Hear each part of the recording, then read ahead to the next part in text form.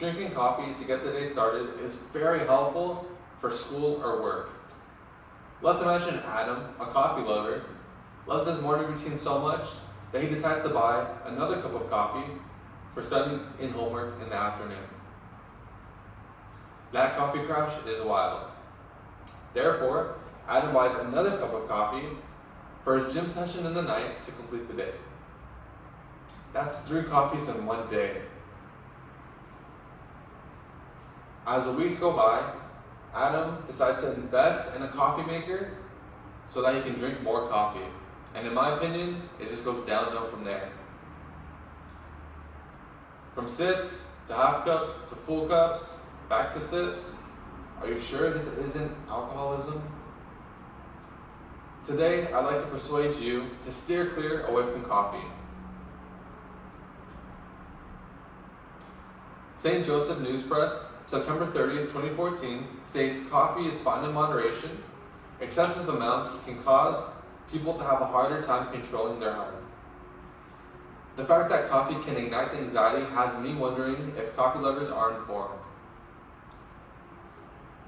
For my speech, I'll cover the problem of coffee addiction.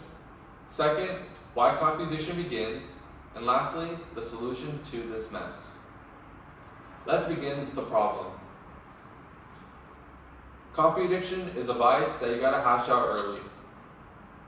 Drinking coffee every day is a red flag for early signs of addiction. According to PubMed Central, September 3rd, 2013, the author explains there are an increasing number of clinical studies that show caffeine users become dependent on the drug and are unable to reduce consumption despite the knowledge of negative health concerns. Caffeine is a drug that is very addictive and it's in coffee. Moreover, coffee is the most widely used drug in the world. In the US, more than 90% of adults are coffee lovers, and in that percentage, the adults use more than 200 milligrams of coffee a day. This percentage is just mind-boggling. Making wiser choices about what we do with our health must be advised. Caffeine poses similar-like effects as illegal drugs, like cocaine. During withdrawal, common symptoms include headache, fatigue, difficulty concentrating, and low mood. Is it just me, or is this a strategy the coffee industry is using to reel in its clients for big money profits? It seems like after a comfortable amount of using coffee, quitting makes it much more difficult with the withdrawals.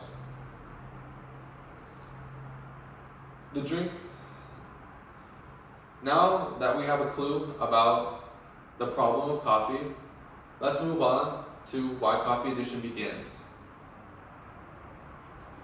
When someone consumes a large amount of caffeine in their coffee, addiction starts.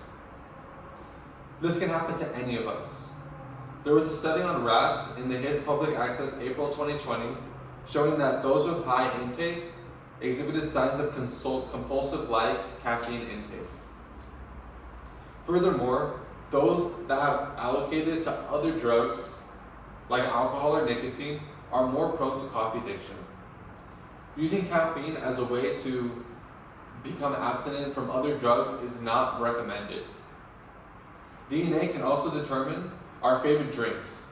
Newspaper Source Plus, March 11, 2020, claims that for an experiment of 160,000 people, coffee was a drink preferred based on genetic DNA. Since the favor of coffee consumption is in our DNA, we must stay away from coffee as a whole.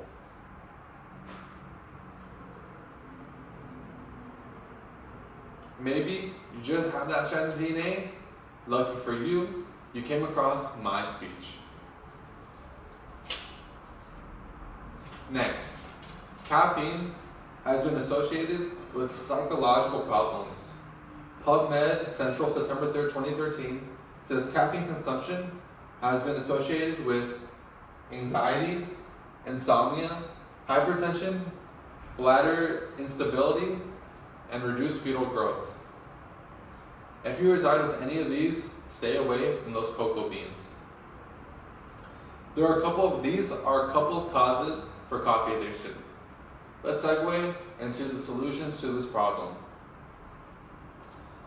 With all the remedies and solutions to addiction, we'll only be covering 3. There is a unique tea that can mimic caffeine boost.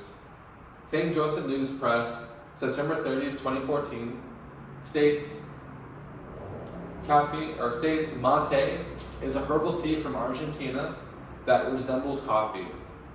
You can grab a bag online for $20 and call it an investment for your health and focus. I bet this next solution is one you'd like.